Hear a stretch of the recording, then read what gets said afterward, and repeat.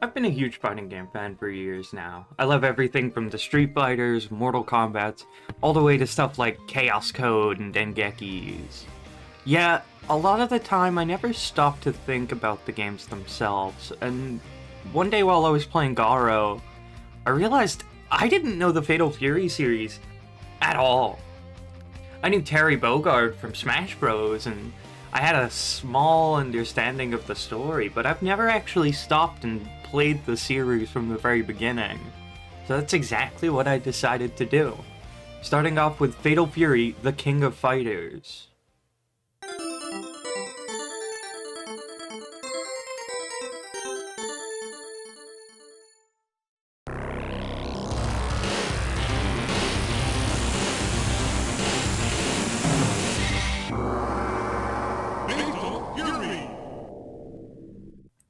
So, the first Fatal Fury game was released in Japanese arcades in 1991, marking the beginning of SNK's new fighting game, Fatal Fury. Created by former Capcom employee Takahashi Nishiyama, Fatal Fury was one of the first 2D fighters to follow in the footsteps that Street Fighter II had left. In an interview with OneUp, he was asked which specific ideas that you wanted to put in Street Fighter did you incorporate into Fatal Fury, to which he responded, "The depth of the characters that I mentioned earlier. That was the big thing. The story and the character backgrounds were more polished in Fatal Fury. We came up with character details that weren't included in the game and shared through information through the media, in magazines and books, to get the users more emotionally attached. We did a lot more marketing and strategic planning for the game." So, this begs the question, does Fatal Fury live up to that title of having a more engaging story? Let's find out and get to the game. Starting off, we get to choose between 3 characters. This may seem weird at first considering the amount of fighters we have in modern fighting games and even in Street Fighter 2, but to me when you get down to it, this game feels more like a collection of bosses rather than a traditional 2D fighter. Something more akin to Street Fighter 1. And honestly, it was quite refreshing. Of these 3 characters, we have poster boy Terry Bogard and his brother Andy Bogard. We only see glimpses of their past, but the important thing we discover in this game is that their father, Jeff Bogard, was murdered by the business tycoon Geese Howard, who also happens to be the main antagonist of the game. And for the final character, we have Joe Higashi.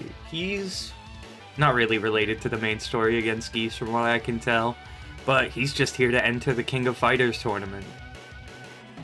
Speaking of which, this game revolves around a tournament named King of Fighters, hosted by none other than Geesey Boy himself. So, with Terry and Andy out for revenge and Joe just kinda here, let's go through this fight by fight. Our first fight with Terry pits us against Duck King. Holy shit, I think this guy has one of the best names I've ever heard in a fighting game. I mean, he's up there with Hornet and Fernandez. Anyway, starting this fight, there's something I would love to talk about gameplay-wise that really blew me away.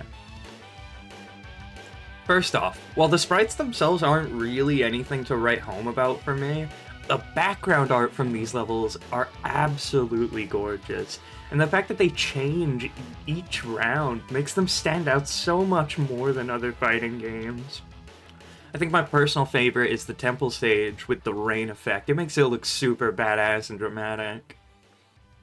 In terms of gameplay, when it comes to inputs for this game, it's a 3-button fighter, acting more like Smash weirdly. You have your A button used for punching, and commands like Burning Knuckle and Rising Tackle. And your B button is used for kicks, and the only command that Terry can use for this is Crack Shoot. Then finally you have the C command, which is exclusively used for grabs. In addition to this, some stages include foreground and background elements, allowing you to jump from either. It was fun at first, but it really overstays its welcome. So now that we know what the game has to offer in terms of its gameplay, how exactly does it feel when you play it with all these elements combined? And to be honest, I found this game insanely tough. And I feel like it was done intentionally, because this game is an arcade coin guzzler.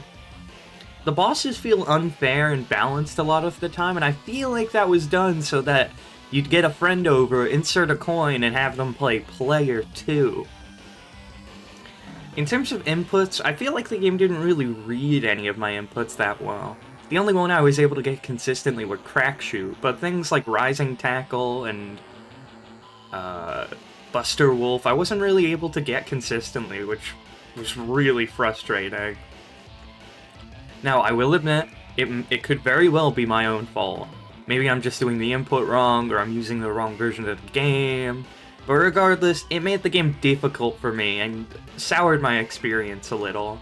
It felt different from improving from fight to fight, and more just, how can I cheese this fight? So, getting back to the plot, after delivering a swift burning knuckle to Duck King's temple, we see a glimpse of Geese saying, "He looks very strong," before fading to black. Geese will chime in from time to time whenever we win a match, getting more and more angry until he starts sending fighters specifically to stop us. Of these fighters, the first one is Raiden, or Raiden. He's a luchador, and this guy is the bane of my existence. I spent a solid 30 minutes on this fight alone. He constantly spams this one projectile move, accompanied by a massive hitbox, and it makes for an unbearable fight. But, thanks to my totally legit epic gamer skills, I was able to get a perfect on him, and finally move on. I shed tears of joy at that moment. I've never been so happy. So, after finishing Raiden, Geese is furious, and sends out his right-hand man to finish the job. Fan favorite, Billy Kane. Or I guess it's Billy Khan! This fight was intense. I actually only ended up beating this by using the 2-player mode. And before you ask, no, I didn't have anyone there to help me. I just mapped player 2's inputs to my own controller, so I played both at the same time. Anyway, with Andy's help, Khan was defeated, and we officially won the King of Fighters tournament. Woo! I'm sure nothing can go wrong now. Fuck. Well, Terry gets kidnapped by Geese, and now it's time for the final tussle. Terry versus Geese. The iconic battle that we've all been waiting for. And Geese is a menace. He spams projectiles, feels like he's reading your every move, and he's even able to counter you while doing aerial attacks. I mean, just look at this. I don't even know. It's a really tough fight, and losing to him, you actually get a unique ending screen of your character falling off the tower. Anyways, I tried endlessly to beat him legit, but at the end of the day, the only way I was able to win was jumping in a corner and kicking him. And with that cheese, I managed to defeat Geese. With one final kick to the face, Geese falls off the back of the tower and then dies in hospital hours later, giving Terry his first manslaughter charges and setting up the start of the Fatal Fury series. All in all, this game was fun. Would I ever go back to it? No, not really. It was fun. It kind of feels like Street Fighter 1, but with a bit more added to it. I enjoyed the silly character designs, the really silly translations, and the text that gives you 7 microseconds to read it. I mean, like, what? How the fuck am I supposed to read that? Either way, it was a nice view into some of the older fighting games that helped shape the genre into what I know and love it as today. And I'm excited to see what changes and story Fatal Fury 2 brings for us. Anyway, that's all for now. I'll see you guys in the next video where we tackle Fatal Fury 2, hopefully.